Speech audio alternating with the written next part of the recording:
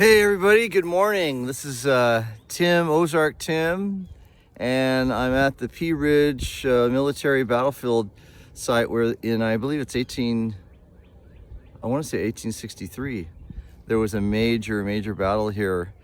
At the time, there's 11 official Confederate states, but Missouri, some of their politicians had voted to be part of the Confederacy, but there was another one, I can't remember which politician it was, that was trying to keep them into the Union. And so there was a bit of a battle royale going on for Missouri and what they were up to. My sense is that, like Bleeding Kansas, it was a fairly divided state with abolitionists and, people who wanted to maintain slavery or just maintain states' rights, etc. But anyway, there was a battle basically over whether or not Missouri would stay in the Union or go Confederate, and the Union or the Federals prevailed, and Missouri stayed out of the Confederacy. Although there's a lot of violence here. That's why we get the word Bleeding Kansas, because of the struggle between the abolitionists and the people who were sympathetic toward the states' rights or slaveholding, depending on your situation. Most people could not afford to own slaves, so it's not like everyone was a slaveholder. And of course, like in any war, different people have different motivations for staying in or staying out. So I'm standing here at the site of Leetown. I'm just gonna scan across. It's basically an open field and a lot of oak trees. You can see a lot of grass. You can kind of see the fencing, the split rail fencing they got everywhere. So they've really kept it authentic looking. But I'm just kind of swing around here so you get a sense of what's going on. So a lot of hickory trees, if you're wondering. Cedar, the evergreens are cedars. I believe Eastern cedar, I think. Really nice aromatic wood. Some hickory, elm, oak, a lot of oak, it seems like in here.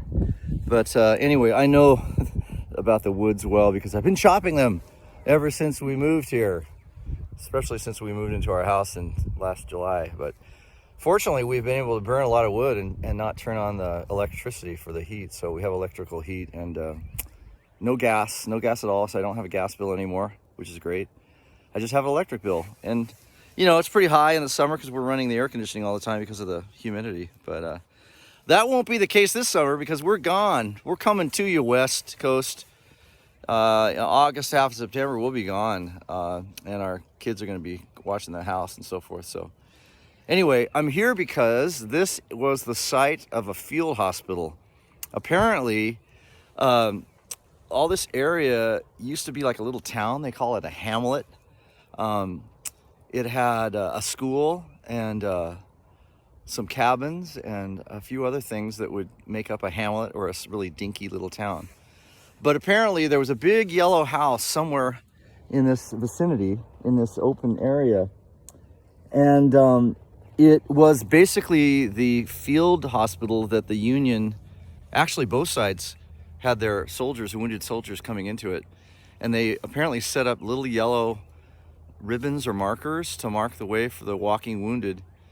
But apparently it was, you can just imagine a Civil War field hospital. I heard the other day the figure of people who were killed in the Civil War. It's over 1 million. It was a huge, devastating war. And here at Pea Ridge in the open area, which I'll show you later, the field commander of the artillery, I can't remember his name. He was from Germany.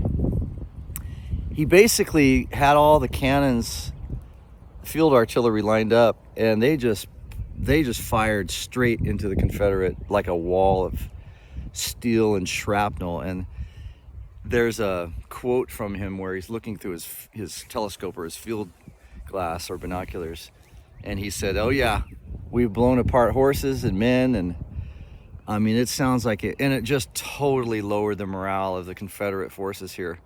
I think he had like 10,000, the Union guy had 10,000 men arrayed against the Confederates. So it was a devastating blow. But, here in the West, they fought hard. I was listening to Shelby Foote, who, if you've seen Ken Burns' Civil War series, came out before 2000, I think. Shelby Foote was the Southerner who had the goatee, the gray goatee, and he had that really nice drawl like he's from Alabama or something like that. Just talk real gentle like, real soft. But he was saying in an interview, I think on NPR, that his only criticism about Ken Burns' film, and he loved it, he was really happy to be part of it, was that they didn't do more about the Western campaigns, because he said so much went on in the West that was not reported.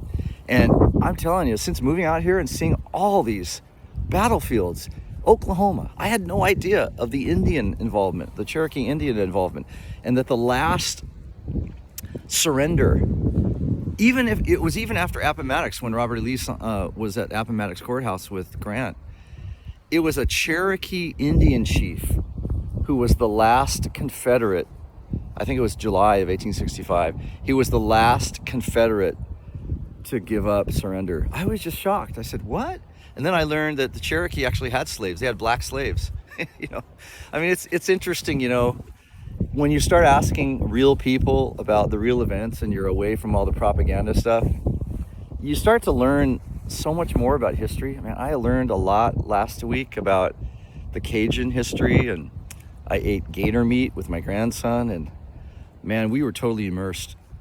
And that's what, isn't that what history teaching should be all about, is just immersing yourself in it and loving it.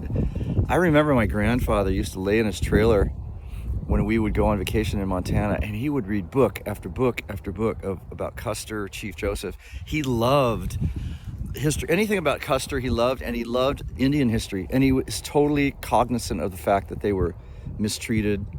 And he would drop by near the roadside signs in Montana. Like, for instance, I remember him showing us the Chief Joseph sign, because Chief Joseph, when he was running away from Oregon, his main home was the Wallowa Mountains in northeast Oregon, and he made this incredible escape down through Hell's Canyon. Now, if you've ever been to Hell's Canyon, it's like the deepest canyon, I think, at least in the United States, maybe the world. It's deeper than the Grand Canyon. It's not as wide, it's not as spectacular, but it's deep.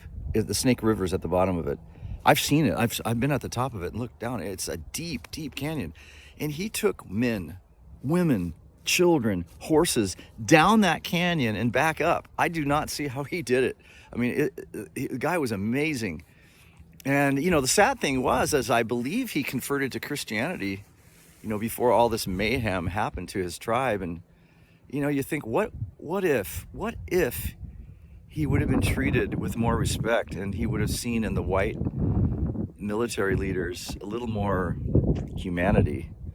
Because, you know, if you just read the book Bury My Heart at Wounded Knee, if you have any doubts about the Indians' mistreatment, I mean, they were lied to. I'm not saying they were perfect. They kept slaves, and they killed each other, and they kidnapped people, and they murdered people, and they raped people, and all kinds of horrid things they did. I'm not saying they're sinless, but, you know, let's get on the right side of history and understand what went on.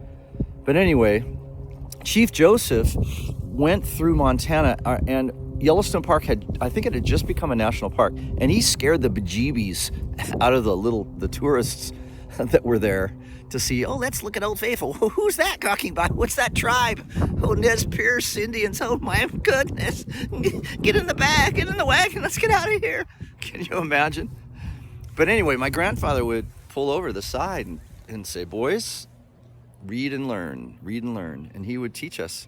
And it was great. I think that's why I still, to this day, have a love for history of any kind.